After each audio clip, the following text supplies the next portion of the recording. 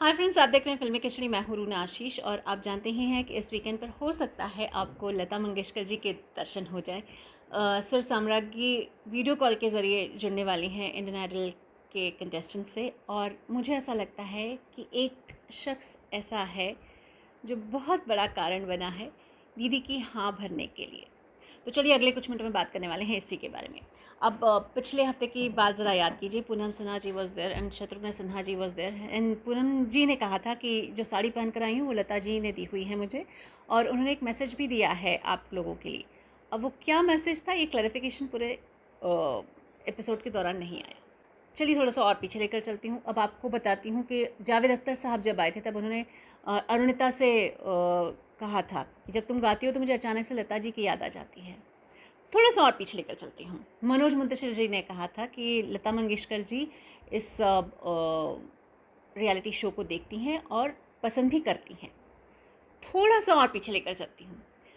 Padmini Kolhapure ji, Padmini and Poonam Dhillon ji आई थी, उनके गाने गाए गए थे। I don't have to tell you कि वो किसके गाने पर कोरस दे रही थी, किसके गाने पर झूम रही थी और पूरा आनंद ले रही थी।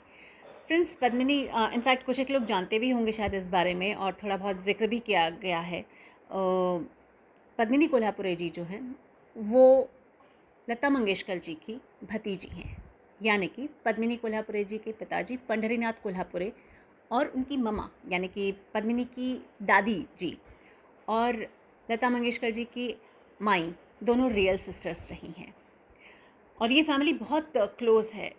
गणपति फेस्टिवल के दौरान एक दूसरे के घर पे भी आती जाती हैं, और इस लिहाज से तो खैर Shraddha Kapoor is also related to Lata Mangeshkar ji and Asha Bhosle ji. अब पंढरीनाथ कोल्हापुरे जी का इंटरव्यू मैंने किया था जब आई वॉज इन आज तक, और उस समय हम लोग एक स्पेशल बना रहे थे लता मंगेशकर जी के बर्थडे के लिए। और ज़ाहिर है उस समय सोशल मीडिया नहीं हुआ करता था, तो कभी पिक्चर लेने की सुध भी नहीं ली। बट लता मंगेशकर जी की मैं एक बात कहती हूँ कि उन्हें बहुत ज़्यादा पसंद नहीं आते हैं रियलिटी शोज़। बावजूद उसके भी वो अच्छे सिंगर्स को पसंद करती हैं। जो बहुत रियल सिंगर्स होते हैं उन्हें वो बहुत ज़्यादा पसंद करती हैं। सो इंडियन आइडल जूनियर की मैं बात बताती हूँ। उस समय लता जी ने खुद ट्वीट करके कहा था कि निहारिका ये जो कंटेस्टेंट हैं ये मुझे बहुत अच्छी लगी, बहुत खूबसूरती से गाना गाती हैं। और अब मुझे लगता है कि इंडियन आइडल 12 के जितने भी कंटेस्टेंट्स हैं उन्होंने सभी ने लता जी का दिल तो जीत लिया है, तभी तो वो अपनी झलक दिखाने वाली हैं। और वो झलक दिखलाएं इसके लिए पद्मिनी कोल्हापुरे जी ने एक बहुत सपोर्ट किया है, ऐसा मुझे लगता है, because they are very very very close. हालांकि मुझे उनकी फैमिली, इमीडिएट फैमिली से अभी तक कोई कंफर्मेशन नहीं आया है, जबकि ये बात पूछे हुए मुझे 3 या 4 हफ्ते हो चुके हैं कि is she appearing on Indian Idol. चलिए, सोशल मीडिया है, सोशल मीडिया ने मुझे कंफर्म कर दिया दैट शी इज़ कमिंग। और कुछ एक पिक्चर्स ऐसे भी हैं, हो सकता है वो जो शूट हुआ है वो एडिट होके जब तक मैं आपसे बात कर रही हूँ तब तक वो एडिट भी हो चुका होगा।